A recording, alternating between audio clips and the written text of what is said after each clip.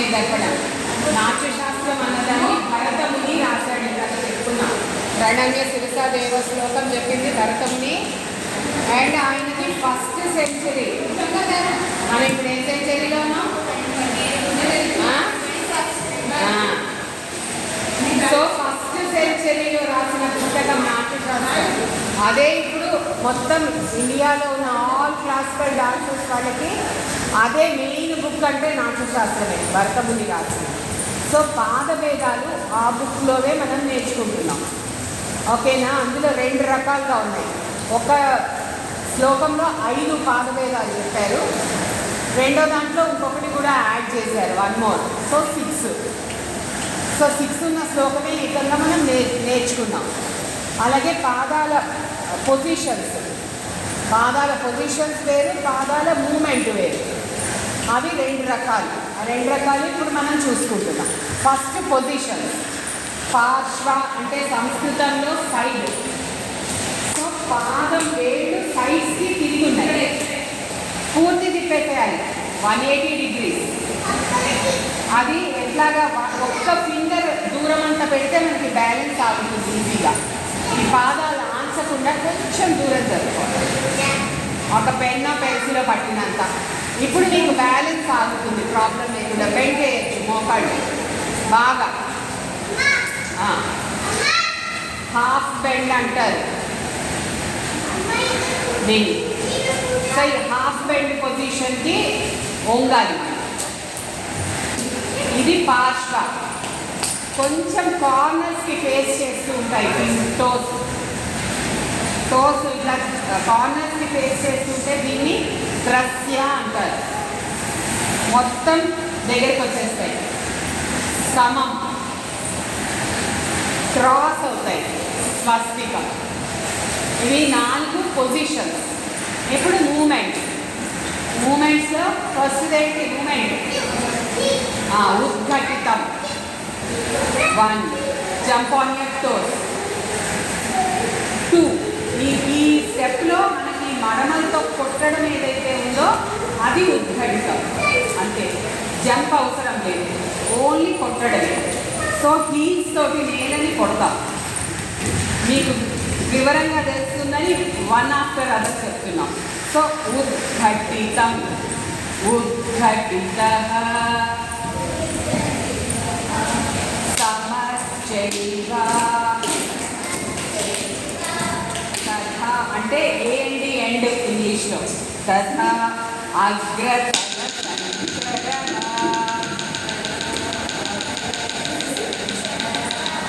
సంచరః, అంచితః, అంచితః, కుంచితశ్చైవ, కుంచితశ్చైవ. వేలు లోపలికి, పైకి ఎత్తినప్పుడు కూడా ఇలాగ లోపలికి ఉండాలి పాదం. కుంచితశ్చైవ. ఓన్లీ బిగ్ టో ఒక్కటే తగలాలి నేలకి. సూచి పాదః అంటే స్ట్రైట్గా ఉండాలి పాదం. ఇలా స్ట్రైట్ ఉండాలి, ఇట్లా వంగకూడదు అన్నమాట. ఇట్లా సూచి ఇలా స్ట్రైట్ ఉండాలి పాదం. వేడి మీద తోమి తాగాలి పాదం. ఇట్లా ఉండకూడదు, ఇట్లా స్ట్రైట్ ఉండాలి. సూచి పాదః షోడాః. షోడా అంటే 6 సంస్కృతంలో. షోడాః ప్రకీర్తితాః. సో మన కుంచిత పాదము 3 రకాలుగా చూపించాము. యాక్చువల్గా మనకి దాని లక్షణం అంటే ఎట్లా పెడతారు అని ఇస్తారు. ఆ పెట్టడం ఆ ఎక్స్ప్లెనేషన్లో శాస్త్రంలో, నాట్యశాస్త్రంలో పాదాలు ఇలా లోపలికి అని చెప్పారు. అంటే ఇట్లా వంచినప్పుడు ఇక్కడ మనకి ఆ క్రిసెంట్ మూన్ అంటారు కదా, క్రిసెంట్ మూన్ లాగా ఉండాలి పాదం. ఇలా వేళ్ళు లోపలికి పెడితేనే క్రిసెంట్ మూన్ లాగా వస్తుంది, పెడితే రాదు కదా. ఇలా పెడితే రాదు, అందుకని ఇలా పెడితే. అందుకని ఇది కుంచిత పాదము. ఇంకొకటి ఎందుకు ఇది కుంచిత పాదం అంటే శిల్పాల్లో కూడా ఒకటి ఉంది, మనం చూడొచ్చు. నటరాజమూర్తి పైకి పాదం ఇట్లా పెడతాం, దాన్ని కుంచిత పాదం అంటాం. అది ఇట్లానే ఉంది. అందుకని దిస్ ఈజ్ కరెక్ట్ వర్షన్ అంటారు. కానీ ఓవర్ ద ఇయర్స్ జనరేషన్స్ చెప్పడంలో దీన్ని కుంచిత కాలం అంటున్నారు, టోస్ని బయటకు వచ్చేదాన్ని.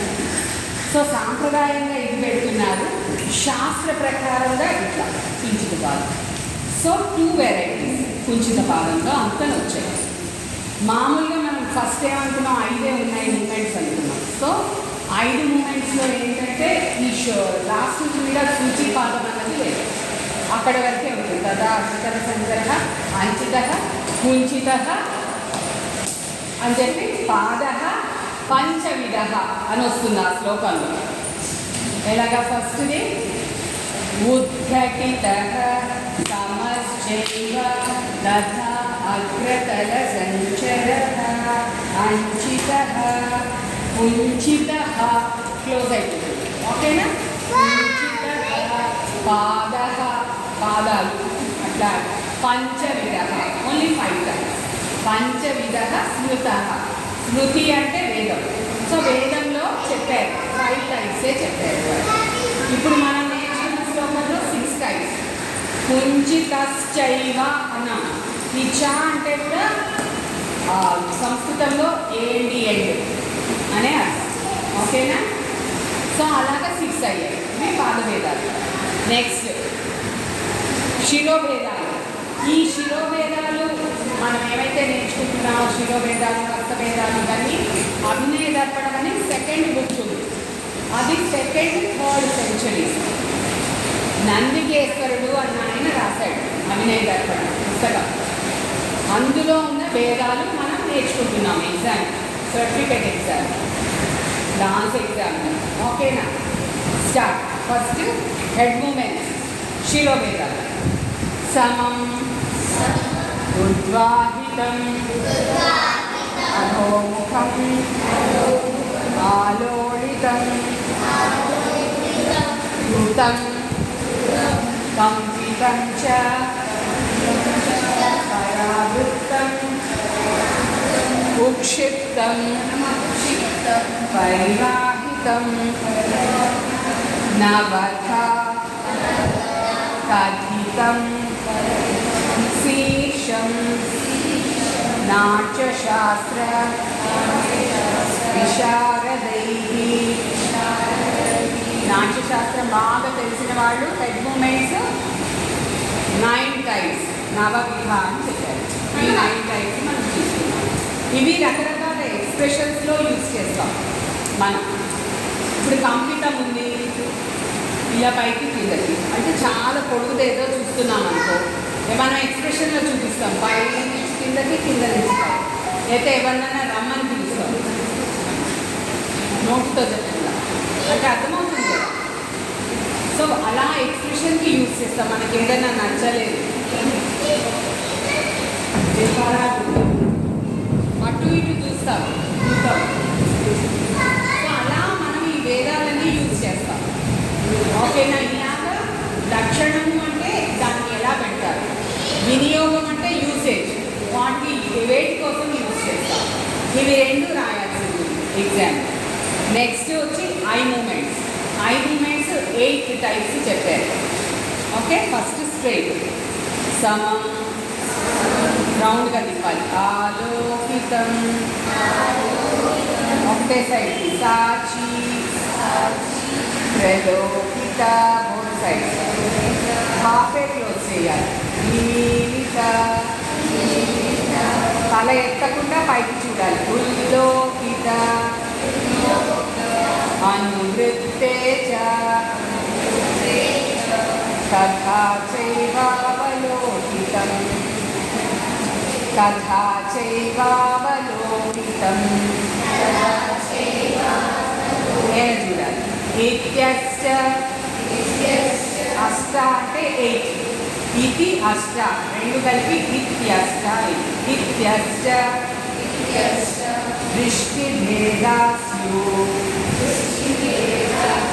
దీపికాం పూర్వసూరిభిః. సూరి అంటే పండితుడు అని అర్థం సంస్కృతంలో. పూర్వసూరిభిః అంటే పూర్వ పండితులు, పాతకాలం వాళ్ళు చెప్పారు. 8 టైప్స్ ఉంటాయి. సమం అంటే నార్మల్గా మనం నార్మల్ స్టెప్స్ చేసేటప్పుడు సమమే చూస్తాం, శిరస్సు కానీ కళ్ళు కానీ. ముఖ్యంగా దేవతల్ని చూపించేటప్పుడు ఇలా సైడ్గో అట్లా పెట్టాం. ఒక దేవతని చూపించాలి, విష్ణుమూర్తి స్ట్రైట్ లుక్ ఉంటుంది ఇంతే. సో ఐ దృష్టి కూడా స్ట్రైట్ ఉంటుంది, శిరస్సు కూడా స్ట్రైట్. సో అలాంటి వాటిని యూజ్ చేస్తాం సార్. ఇంకా ఆలోకితము అంటే ఇలా రౌండ్ తిప్పడం, ఎప్పుడు తిరుగుతాం, కళ్ళు తిరుగుతున్నట్టు యాక్షన్ చేయాలి. అలాంటప్పుడు తిరగడం చేస్తాం, అది చేస్తే కళ్ళు తిరుగుతుంటాడు. సో అలా యూజ్ చేసుకుంటాం ఇవన్నీ. పైకి కిందకి అనివృత్తం, చాలా కోపం ఎక్స్ప్రెషన్ చూపించారు. అట్లా తల కూడా ఊపకుండా రమ్మని చెప్పడానికి కూడా కళ్ళు యూజ్ చేయొచ్చు. రైట్ ఐ మూమెంట్ చెప్పచ్చు, తల కూడా కలపచ్చు. ఇట్లా ఎక్స్ప్రెషన్స్కి యూజ్ చేసుకోవడానికి ఐ. నెక్స్ట్ నెక్ మూమెంట్ 4 రకాలు చెప్పారు. ఇది కూడా అభినయ దర్పణంలో. సుందరి ఇదేది మూవ్ అవ్వకుండా సాఫ్ట్గా మూవ్ అవ్వాలి, సాఫ్ట్గా బిగించాలి, నీట్గా.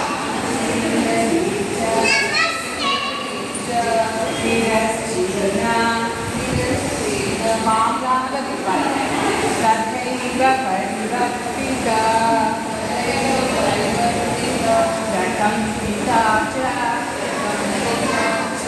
భావజ్ఞః